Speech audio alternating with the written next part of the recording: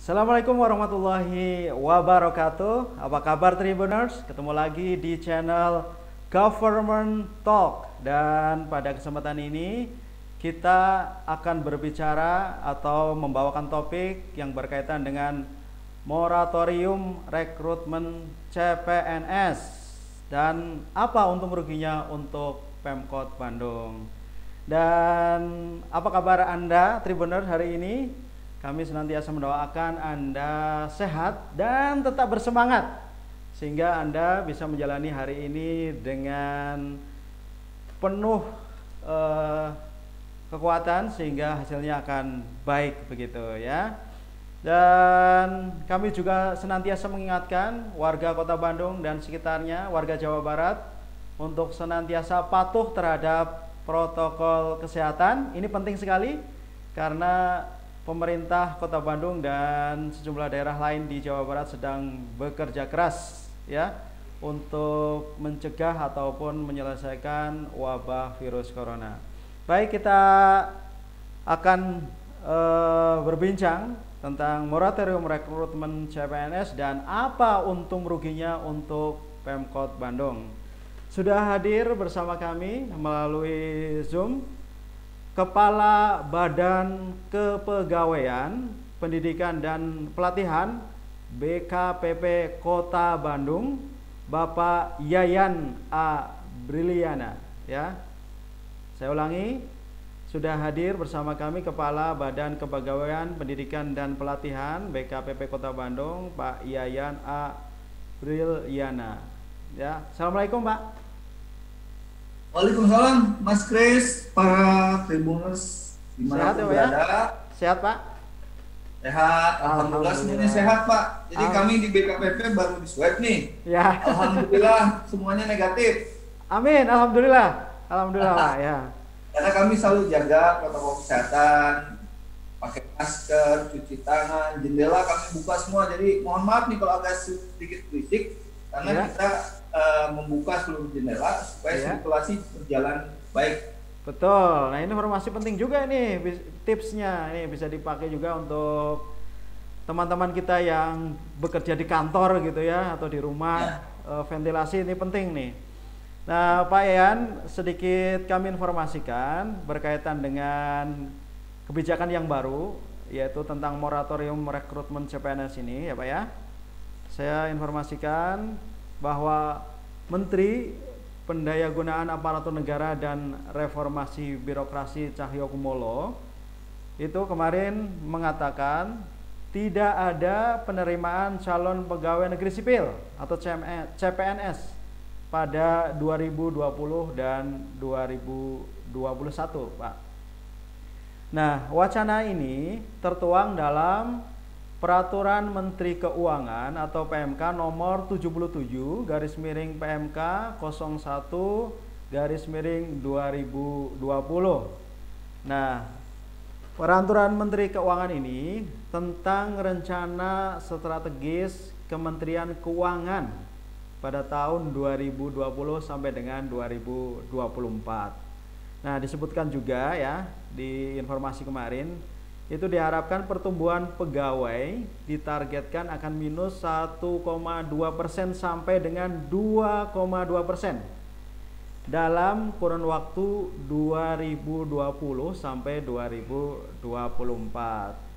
Nah, tapi ini juga informasi lainnya adalah meskipun ada rencana moratorium seleksi rekrutmen CPNS, tetapi proses CPNS pada tahun 2019 tetap berlangsung. Nah, ini informasi yang baik ini untuk para peserta CPNS yang pada tahun 2019 ikut dan kemarin sudah mengikuti tahapan seleksi kompetensi bidang. Jadi akan terus dilaksanakan nih Pak Ian ya. Kemudian kabar paling barunya disampaikan Kepala Biro Humas BKN Pariono bahwa pelaksanaan SKB CPNS dijadwalkan lagi atau dijadwalkan gitu ya. Setidaknya kira-kira akan 2 bulan inilah. Nah, kalau untuk Kota Bandung, alhamdulillah sudah ya Pak Yayan ya. Sudah kemarin Mas Ya, Kris. baik. Nah, berkaitan dengan ini Pak Yayan, Pemkot Bandung tentu merespon ya Pak ya. Saat ini mungkin ada kebutuhan-kebutuhan PNS yang harus dipenuhi, tetapi kemudian ternyata ada wacana begitu dari pemerintah untuk melakukan moratorium di tahun 2020 sampai dengan 2021. Cuma untungnya alhamdulillah yang 2019 tetap jalan. Nah, silakan Pak Yayan, respon dari Kota Bandung seperti apa? Jadi gini Mas Kris, Ya, PNS itu kan setiap tahunnya ada yang pensiun. betul. Kota Bandung itu jumlahnya sekarang 14.500. 14.500. Nah, dari dulu itu 20.000 karena guru SMA sekarang dikelola oleh pemerintah provinsi. Ya. Jadi kami hanya mengelola guru SMP dan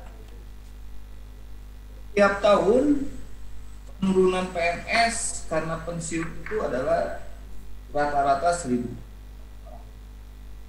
Tahun ini kita yang pensiun 1.024. Terutama banyak ibu dan tenaga medis. Ya. Jadi artinya Iya. akan ada kekosongan ya Pak ya? Akan banyak kekosongan, Mas Kris. Ya. Jadi karena moratorium ini pernah terjadi juga di 5 tahun, di tahun 2014 sampai 2018. Tentu saja kekurangan ini menjadi akumulasi. Gitu. Berdasarkan catatan kami sesuai dengan ABK, analisis beban kerja, bahwa idealnya di Kota Bandung itu 14.500 ditambah 9.400. 9.400 apa ya? Ya, 9.400. Jadi kan bagian organisasi itu membuat ABK nih setiap tahun. Kira-kira beban kerjanya Pemkot Bandung itu berapa? Idealnya untuk PNS Kota Bandung itu dibandingkan dengan luas wilayah, jumlah penduduk, itulah titik namanya 9.400 PNS. Ya. Dan kemarin tahun 2019 kita mendapat informasi yang baru kemarin SKB itu tanggal 14 dan 15 sebanyak 868 orang informasinya. Jadi insya Allah hasil kemarin SKB nanti akan menyuntik kekurangan PNS sebanyak 868. Kaitan dengan moratorium yang disampaikan oleh Kementerian, ini memang kami belum mendapatkan surat secara resmi Pak.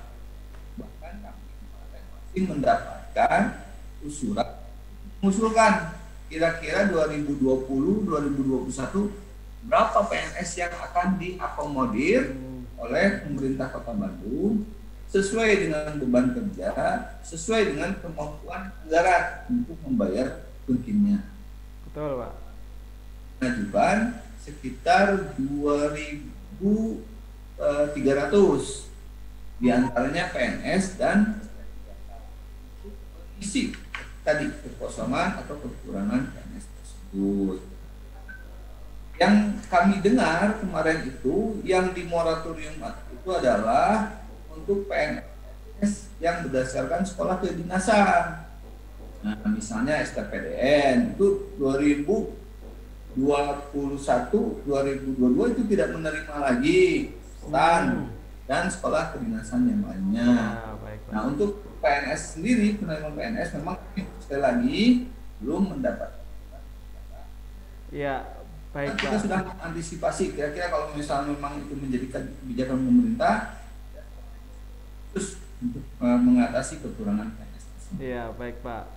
Jadi pertanyaannya adalah ketika ya mudah-mudahan ya Pak ya, ini hanya terkait dengan sekolah-sekolah kedinasan ya Pak ya, mudah-mudahan begitu. Jadi jadi warga Kota Bandung atau sekitarnya yang bercita-cita ingin menjadi CPNS atau menjadi PNS itu ada kesempatan begitu di tahun 2020 dan seterusnya gitu.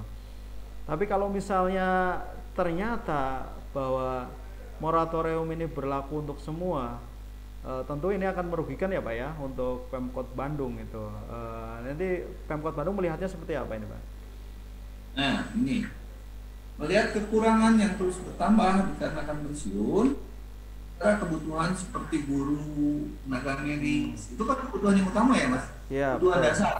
Ya, Nggak mungkin kita hilangkan. Mengisi itu kita memang masih diperbolehkan mengisi dari PNS tuh, oleh pemerintah pusat. Jadi kita masih tenaga-tenaga honorer, tenaga-tenaga supan itu masih diperbolehkan isi kekosongan, kekurangan PNS. Tidak mungkin sekarang di distrik karena gurunya berkurang kemudian pembelajaran di stop kan gitu ya. Jadi tidak mungkin kita Pak. masih mengakomodir tenaga-tenaga non PNS yang dipilih secara selektif. Itu Mas Kris. Ya betul, Pak Yayan. Nah, Pak Yayan tadi menjelaskan bahwa seandainya tahun 2020, 2021 dan seterusnya pembukaan CPNS masih diperbolehkan begitu. Tadi Pak Yayan menyebutkan akan mengajukan sekitar 2.300 ya Pak ya. Tetapi untuk kebutuhan ideal di Kota Bandung sebenarnya dibutuhkan sekitar 9.400. Jadi sebenarnya masih jauh ya Pak ya. Nah, ini problem juga di Kota Bandung itu. Bagaimana penjelasannya Pak? Ya, tadi sudah saya sampaikan. Jadi walaupun misalnya kita diizinkan untuk tambah atau menseleksi warga masuk dan kita diizinkan sesuai dengan usulan kita 2.300, kita mesti kekurangan. Kita sudah menyusun strategi, diantaranya adalah kita masih menyiapkan anggaran untuk non PNS, yang paling penting. Jadi seperti misalnya aparat kewilayahan, kesehatan, guru masih diperbolehkan merekrut non PNS. Bagaimana dengan gajinya itu disesuaikan dengan harga satuannya. Tapi ada yang lebih penting ya, ketika kekurangan PNS tersebut ya, kita harus meningkatkan penggunaan teknologi informasi. Karena dengan teknologi informasi ya, kekurangan PNS itu bisa teratasi Pak.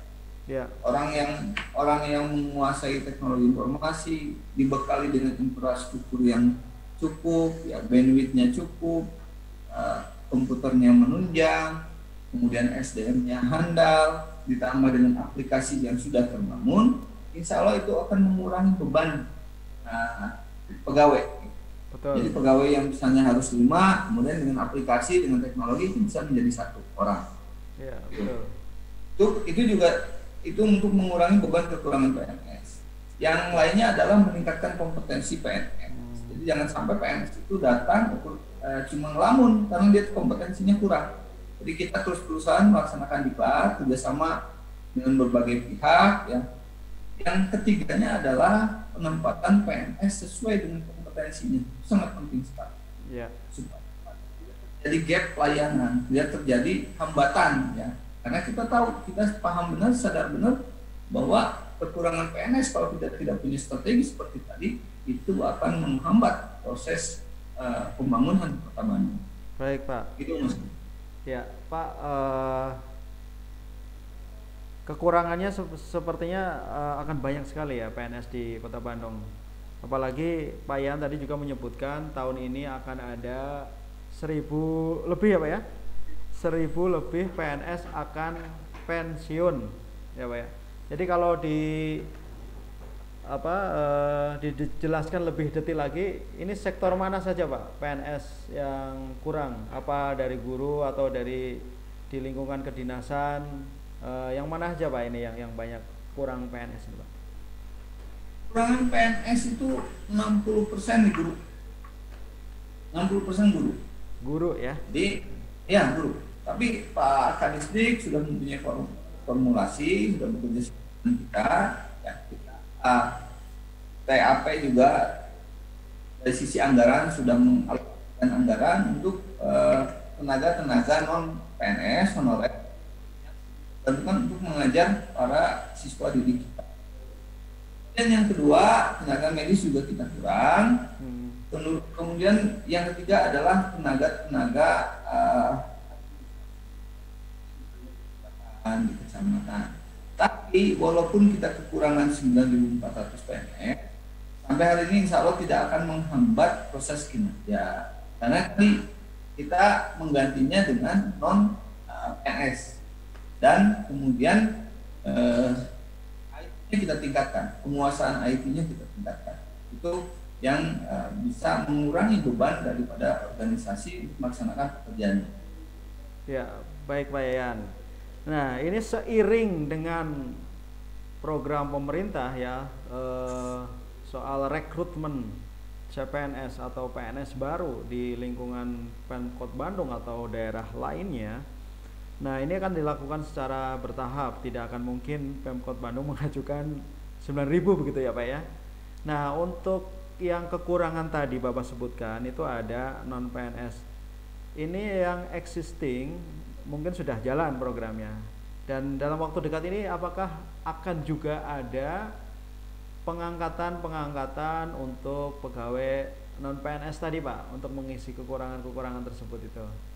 Ya. Biasanya kalau non PNS itu per kontrak Pak. Oh ya. Kontraknya ada setahun. Nanti mungkin akhir tahun dia dievaluasi.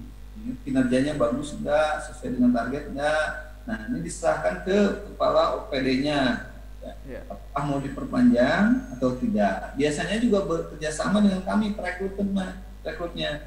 Jadi biasanya Pak OPD itu meminta kami untuk mengasesmen para calon-calon tenaga honorer. Jadi kami sudah punya asesmen sendiri, ya.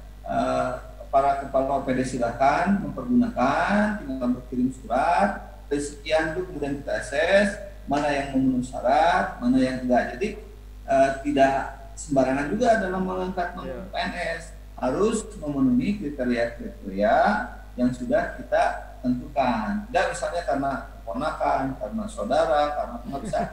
Karena sistemnya kita sudah terbuka Pak. Kita umumkan dulu, kita uji, kita tes, baru kita masukkan. Ya, betul Pak. Nggak boleh ya Pak ya, ada titipan-titipan ya Pak. Nanti jangan-jangan tidak sesuai kompetensinya. Nah, itu yang paling bahaya. Iya, bahaya sekali. Nah, ini Pak. Kompetensi.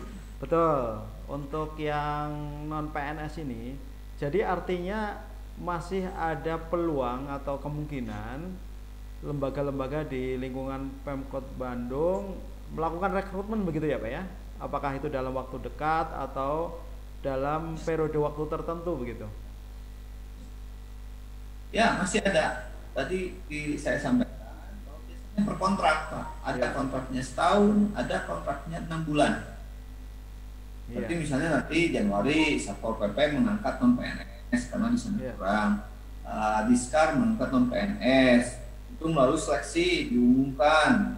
Kemudian guru juga seperti itu, tenaga medis juga seperti itu. Dan rata-rata mereka mendapatkan salarinya sesuai dengan ada standarnya. Jadi tidak seperti dulu ya, yang namanya honor itu ya digajinya ya kalau ada lebih, kalau nggak digaji. Iya Pak. Keahliannya apa, masa kerjanya berapa sudah jelas. Ya baik Pak, ini kalau terkait soal guru ya Pak ya, tadi Bapak menyebutkan sektor pendidikan atau guru ini paling banyak yang kurang begitu dari sisi PNS-nya, dan strateginya dari Pemkot Bandung adalah merekrut non PNS begitu atau pegawai kontraknya. Nah, kalau untuk menutupi ini ya, yang guru ini Pak, yang guru ini sistem seleksinya seperti apa Pak? Apakah dari Dinas Pendidikan langsung yang membuat pengumuman, kemudian melakukan perekrutan, atau juga oleh lembaga Bapak? Ini oleh Dinas Pendidikan langsung. Jadi Dinas Pendidikan punya sistem tertentu ya. Nah, untuk asesmennya biasanya bekerja sama dengan kami, tapi sistemnya mereka yang membuat, kriterianya mereka yang membuat. Iya. Nanti asesmennya kerjasama dengan BKPP. Iya. Ini hanya mengakses saja, yang ini oke, sesuai dengan kompetensinya, punya keahlian dan lain sebagainya, yang ini kurang, dan mereka yang memutuskan. Itu Pak.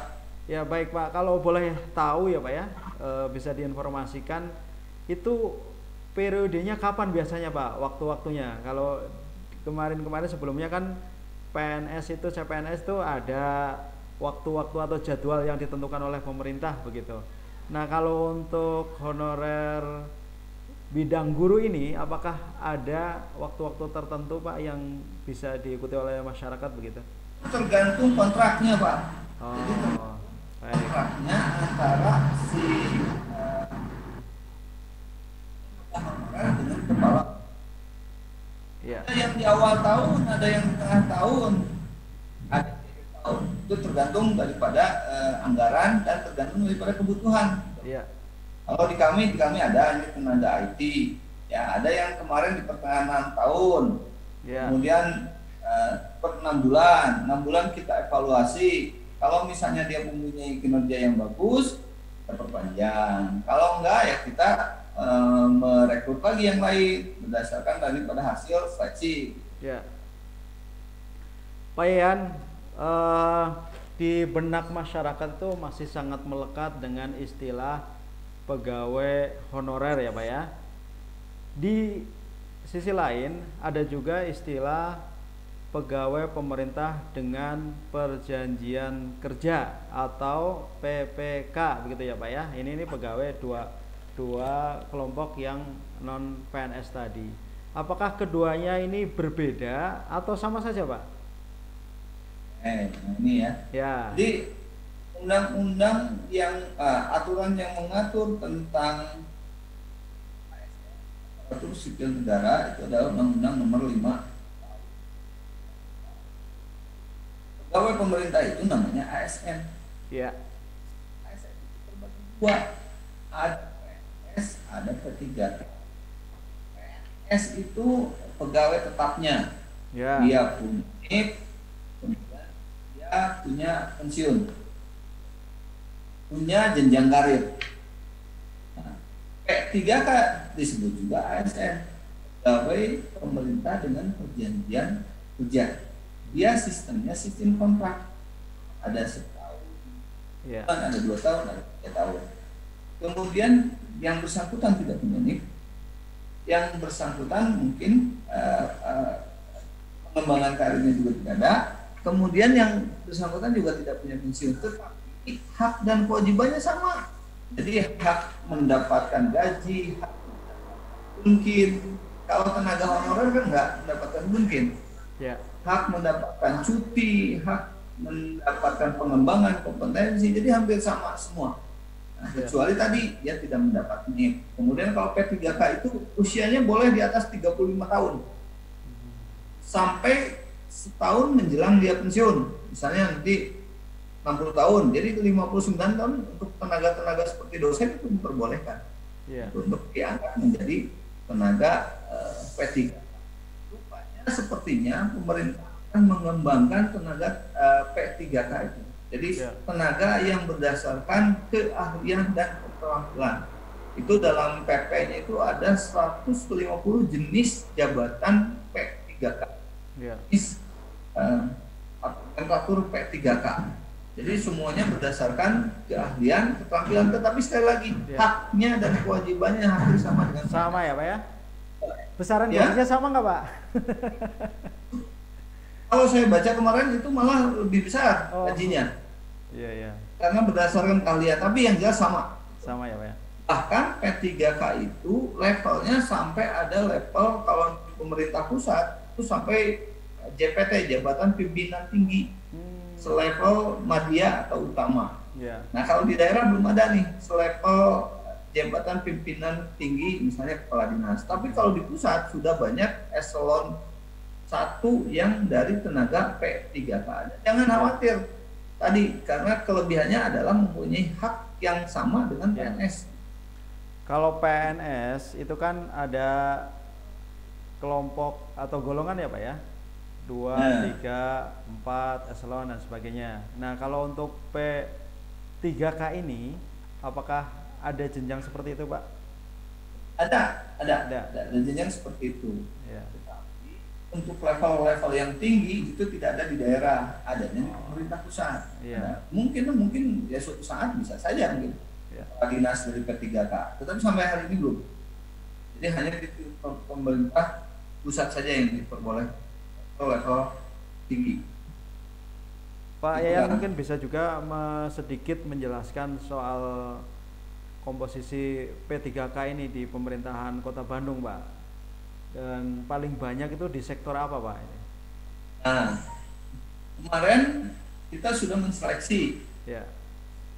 Seleksi tenaga P3K hanya karena kan prosesnya sama Pak, pengangkatan testingnya itu pemerintah pusat yang punya kewenangan, jadi prosesnya sama dengan pengangkatan pemerintah kota kabupaten hanya memfasilitasi, mengajukan berarti ya? Hanya mengajukan berarti ya Pak ya, kuotanya mengajukan dan memfasilitasi proses seleksi. Jadi penetapan dia sebagai P3K itu dari pemerintah pusat. Soalnya dari pemerintah pusat, kelulusannya dari pemerintah pusat. Dari sekitar 230 yang ikut seleksi P3K, terus sekitar 200 yang kemarin sudah lulus P3K. Banyak kan di guru. Guru-guru yang di atas usianya di atas 35 tahun kan masuk ke testing P3K dan yang lulus 203 masalah. Nah, hanya sampai saat ini pemerintah pusat belum mengeluarkan SK pengangkatannya. Jadi kami pun masih menunggu, ini bukan hanya kami se-Indonesia. Sepertinya yang testing. Iya. Iya. Ya Pak Yayan. Ya. Mungkin ada warga Bandung yang ikut seleksi P3K ini ya Pak ya. Mungkin dia akan lolos. Nah, sebagai warga kota Bandung, barangkali mereka juga masih punya keinginan untuk menjadi PNS begitu. Dan ketika rekrutmen CPNS itu dibuka, pegawai-pegawai yang dia sudah mendapatkan katakanlah mungkin SK begitu dari pegawai P3K ini, apakah dia juga punya kesempatan yang sama untuk ikut seleksi CPNS Pak? Yang usia di bawah 35 tahun ini boleh. Di bawah 35. Usia di bawah 35 tahun kan syarat PNS itu usianya di bawah 35 tahun. Ya, berarti bisa ya Pak ya? Ya bisa. Bisa sekali ya. Nah ini Pak Yayan ya, apa namanya, tadi sudah kita bahas soal kekurangan di sektor guru ya. Nah untuk seleksi CPNS tahun 2019 kemarin Pak, yang akan dilanjutkan setelah mengikuti SKB kemarin Pak, itu paling banyak di sektor apa Pak? Untuk mengisi sektor apa Pak? Guru juga. Guru juga? Ya, 868 itu 50% sampai 60% kita guru ya? Ya guru, karena sekali lagi itu kebutuhan dasar kita Pak. Jadi kalau guru kan tidak bisa dadak-dadakan kita. Misalnya untuk guru bahasa Inggris, guru matematika itu harus dipersiapkan kali gitu ya. Jadi dadak-dadakan. Ditambah dengan kekurangan yang begitu banyak, akhirnya Pak Sekda, Pak Wali memutuskan untuk pengangkatan guru di tambahan. Ya. Nah untuk proses selanjutnya apa Pak tahapannya setelah seleksi bidang kemarin ini? Kalau Kota Bandung kan sudah ya Pak ya? Hasilnya sudah keluar Pak? Sudah bisa dihitung sendiri. Oh, iya. Tapi penetapannya secara resmi belum. Ya. Nah selanjutnya apa Pak setelah SKB? Selanjutnya Pak setelah SKB ini? Ini seleksi PNS atau CPNS kan beberapa tahap. Ya. Mas Kris. Dari mulai seleksi administrasi, ya, Bandung mempunyai muatan lokal, misalnya IP-nya harus di atas 2,75, ada TOEFL-nya juga. Setelah seleksi administrasi itu ada SKD, seleksi kompetensi dasar. Setelah kompetensi dasar ada SKB yang baru kemarin kita laksanakan. Setelah SKB ada penetapan NIP-nya. Nanti di bulan November itu BKN yang memproses. Setelah itu ada yang namanya diklat SAR. Jadi dia kalau misalnya sudah ditentukan NIP-nya, statusnya menjadi CPNS, kita diklatkan. Ada masa percobaan diklat itu, CPNS. Dia lulus atau tidak nih. Nah, kalau dulu sebelum lahirnya PP 17 2020 itu masa penetapannya setahun. Sekarang boleh sampai 2 tahun. Jadi ketika misalnya kita pemerintah kota belum siap dengan anggarannya untuk diklat, nah bisa diperpanjang sampai 2 tahun. Tapi gajinya dia 80%, dia dapat TPP, TKD mungkinnya itu 80%. Kita sedang mengusahakan mudah-mudahan yang lulus seleksi di tahun 2019, formasi 2019, lulus seleksi di 2020 bisa diklatnya di tahun 2020. Jadi dia masa hanya 1 tahun. Setelah itu ya dia dilantik menjadi PNS, resmilah bergabung dengan pemerintah kota. 1 tahun kemudian ya Pak ya, berarti di akhir tahun 2021 begitu. Dia akan memperoleh gaji 100% PNS penuh begitu. Sudah resmi lah jadi PNS. Resmi jadi PNS Kota Bandung begitu. Nah, Pak Yayan, tentu setelah seseorang menyandang status PNS atau kemudian dia ditugaskan di sejumlah lembaga di Kota Bandung gitu ya, di pemerintahan Kota Bandung. Mungkin perlu diingatkan juga Pak soal kewajiban sebagai PNS apa yang harus ditaati dan ini karena ternyata itu kan juga melekat tentang undang-undang PNS gitu ya Pak ya. Atau sekarang juga PNS juga kan banyak mendapatkan sorotan warga begitu di tengah-tengah era media sosial begitu, orang dengan mudahnya memberikan penilaian terhadap mereka. Nah, ini saran buat mereka itu atau para PNS yang sekarang bekerja di Kota Bandung.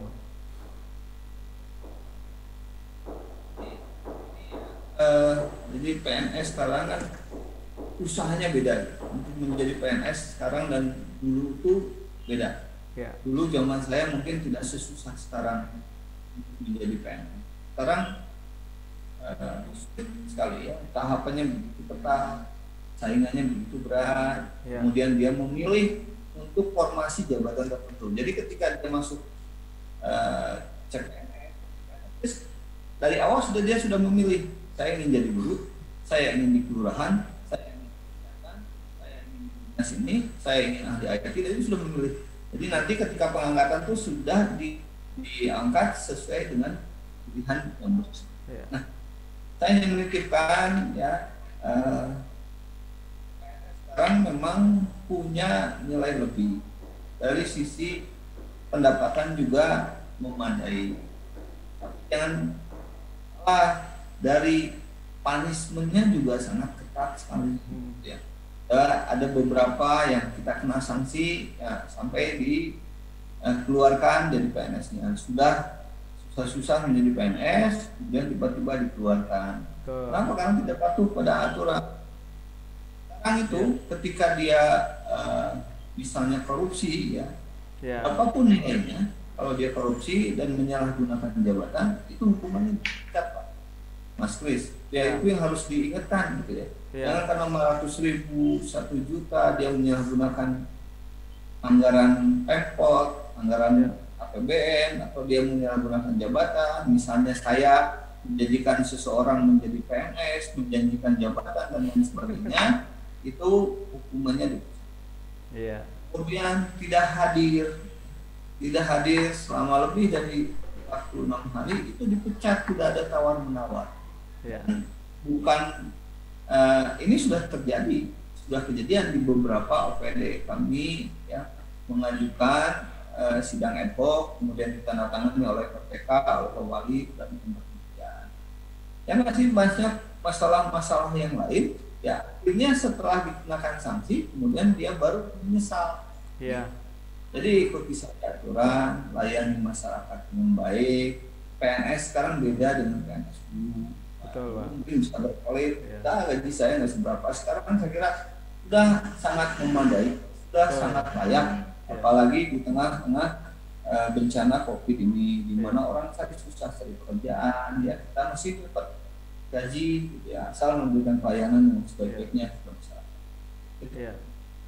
Pak Yayan, saya kira pemerintah Kota Bandung juga sangat memadai gitu ya dalam hal pengawasan begitu terkait kinerja PNS.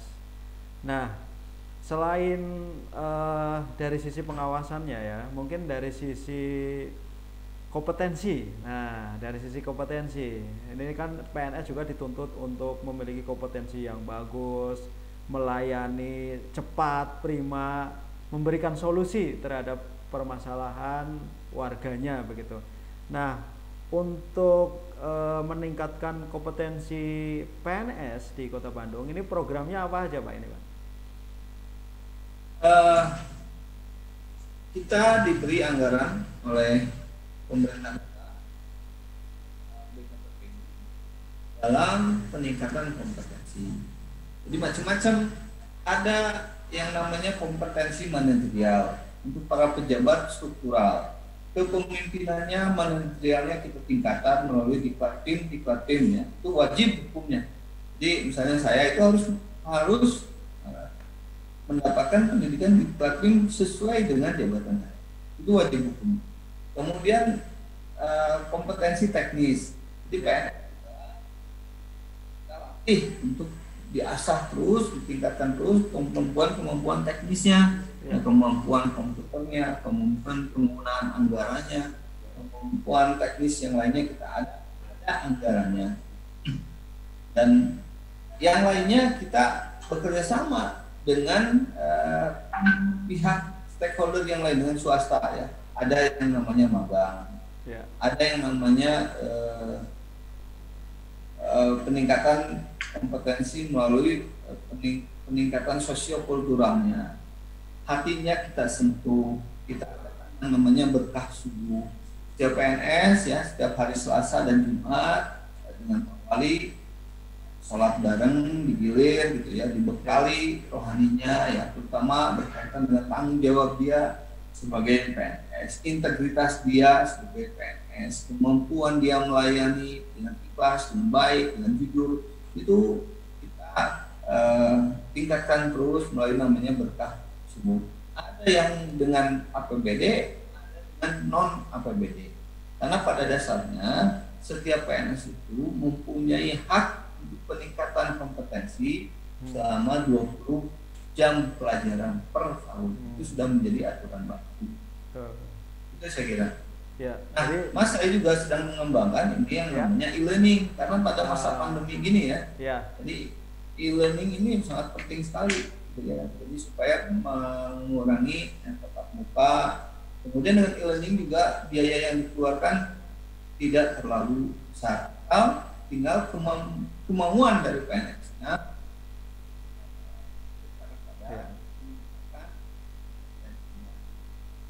Itu saya kira. Ya. Jadi usaha yang dikembangkan lembaganya Pak Yayan ini ya di Badan Kepegawaian Pendidikan dan Pelatihan BKPP Kota Bandung ini sangat relevan begitu dengan situasi saat ini gitu ya. Ada e-learning dan mungkin kita perlu update Pak informasinya terkait dengan kegiatan atau kerja yang dilakukan PNS di Kota Bandung ini di situasi seperti ini sekarang ini. Kan kalau di beberapa bulan terakhir ada yang WFH, kemudian penyesuaian dengan pembagian shift dan sebagainya. Untuk saat ini seperti apa Pak situasinya? Nah gini, sekarang ada sudah edaran dari Kemenpan. Ya. Jadi kalau misalnya suatu kota zona merah, ya, itu WFH-nya atau WFO-nya kerja di kantornya minimal 25%. Ya. Jadi tidak boleh lebih dari 25% karena physical distancing itu harus dijaga. Nah, kalau yang oranye itu yang menengah skala sedang dia 50% maksimal kerja di kantornya. Jadi kalau saya ada 100 pekerja di BKPP itu yang harus hadir di kantor 50%. Kalau hijau atau 0 tingkat COVID-nya itu bisa 100% di kantor. Ya. Bandung sekarang dalam masa pandemi ini kan masih warnanya oranye gitu. Jadi kita menetapkan 50% wajib hadir di kantor, yang 50%-nya wajib bekerja di rumah. Jadi bukan liburan, dia harus menyelesaikan pekerjaan-pekerjaan yang sudah ditargetkan oleh pimpinannya melalui teknologi informasi. Bagaimana cara mengukurnya? Kita ada namanya IRK, elektronik remunerasi kinerja. Di situ dia akan menghitung hari ini dia kerja apa, apakah kerjanya produktif atau tidak, apakah pekerjaannya sesuai target oleh atasannya atau tidak. Nah, kalau misalnya dia sesuai dengan targetnya, maka TKD-nya per bulannya tidak dipotong. Tapi kalau misalnya dia tidak sesuai dengan target kinerjanya, kemudian WFH-nya dipergunakan misalnya untuk mall dan lain sebagainya, otomatis target kinerjanya tidak tercapai. Betul. Jadi TPP-nya juga TKD-nya kena. Iya, betul.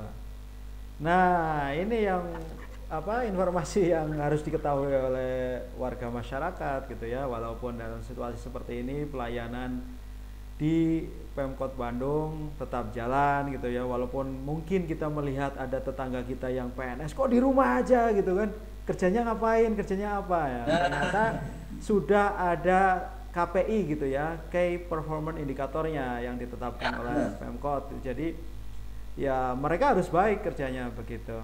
Nah ini Pak Yan, kita sudah memasuki menit-menit terakhir begitu ya di Government Talk pada hari ini. Ini mungkin kembali ke pertanyaan awal tadi kita diskusi hari ini, bahwa untuk rekrutmen CPNS tahun 2020 dan seterusnya itu masih ada kemungkinan dibuka gitu ya, kalau berdasarkan informasi dari Pak Yayan bahwa moratorium itu ada kemungkinannya akan diberlakukan untuk sekolah-sekolah kedinasan ya, yang secara otomatis akan menjadi CPNS. Nah, untuk warga masyarakat terutama Kota Bandung yang bercita-cita menjadi abdi negara begitu, menjadi CPNS, biar dia sukses melalui prosesnya, ini apa Pak Yayan yang harus dipersiapkan dari sekarang begitu? Kami dari pemerintah kota ya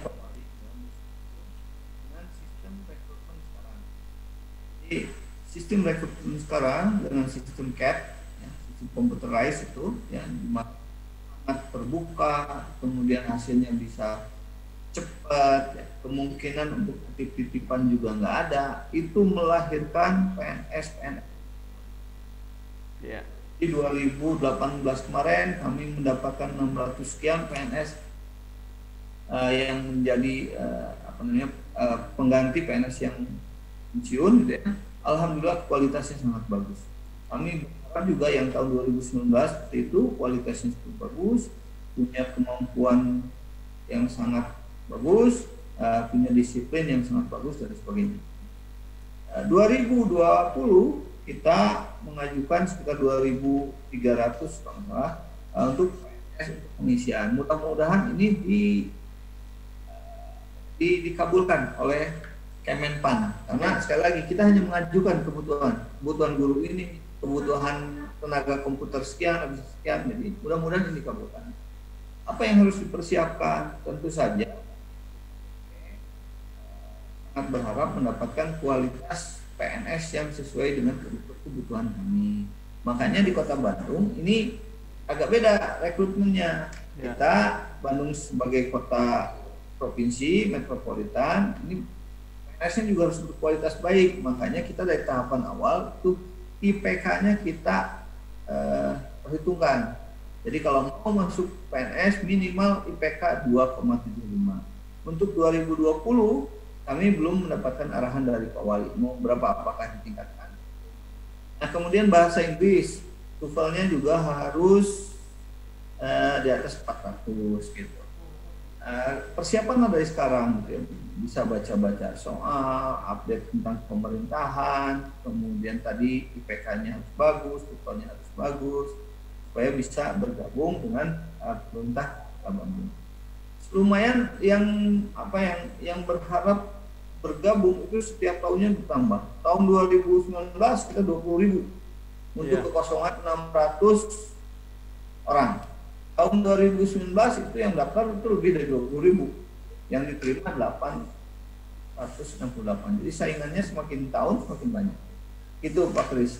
Iya, baik, untuk warga masyarakat Kota Bandung ini ya yang bercita-cita ingin menjadi PNS, begitu mengabdi kepada negara, memberikan pelayanan kepada masyarakat, Anda harus memiliki kompetensi yang baik ya. Jadi jika Anda saat ini sedang berkuliah begitu, maka harus belajar dengan baik sehingga memiliki kompetensi yang baik, dan nanti ketika Anda ikut seleksi seperti tadi disebutkan kriterianya oleh Pak Yayan, akan memiliki peluang yang sangat besar begitu untuk menjadi PNS. Nah, Pak Yayan ini terakhir mungkin ada sesuatu yang ingin Pak Yayan sampaikan begitu kepada PNS dan juga warga masyarakat di Kota Bandung. Silakan Pak.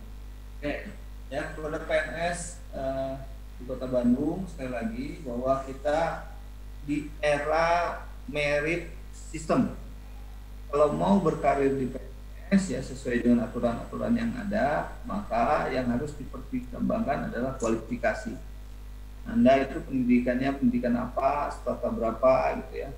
Kemudian yang kedua adalah kompetensi. Jadi kompetensi Anda harus ditingkatkan. Kalau mau berkarir di PNS, kalau kualifikasinya masih rendah, sekolah lagi sesuai dengan kebutuhan kita. Kompetensinya masih rendah, tingkatkan lagi. Dan kemudian yang terakhir adalah kinerja. Harus berkinerja, harus memberikan baik, karena sekarang di era ini itulah ukurannya. Kalau untuk berkarir, dia mau diangkat jabatan apapun, pasti hitungannya sekolahnya bagaimana tingkatannya, keahliannya apa, begitu kinerjanya bagaimana, itu ukurannya. Kemudian yang kedua, pesan kami, tolong hindari hal-hal yang bisa merugikan diri sendiri. Ikuti aturan, jangan macam-macam. Kalau dulu mungkin tidak masuk sebulan, 2 bulan dibiarkan. Tapi sekarang ketika seseorang tidak masuk atau selalu telat datang ke kantor, saya bisa memonitor. Disampaikan kepada pimpinan, Pak, ini sudah telat di atas seminggu. Aturannya apa? Ini aturannya Pak, dipotong TPP-nya sekian bulan. Ada yang telat pasti termonitor. Bahkan yang mempermainkan mesin absensi pun ya. Jadi sekali lagi tolong dipatuhi aturan yang ada, layani masyarakat dengan sebaik. Itulah pesan Pak Wali kepada. Baik, terima kasih Pak Yayan Brilyana, Kepala Badan Kepegawaian Pendidikan dan Pelatihan BKPP Kota Bandung, sudah hadir berbincang di program Government Talk bersama tribunjabar.id. Semoga ini memberikan informasi yang baik dan bermanfaat untuk pembaca tribunjabar.id. Terima kasih. Jangan lupa untuk ikut memfollow IG, Twitter, Facebook, dan YouTube Tribun Jabar ID. Terima kasih Pak Yayan. Terima kasih Mas Kris. Ya, wassalamualaikum warahmatullahi wabarakatuh. Salam.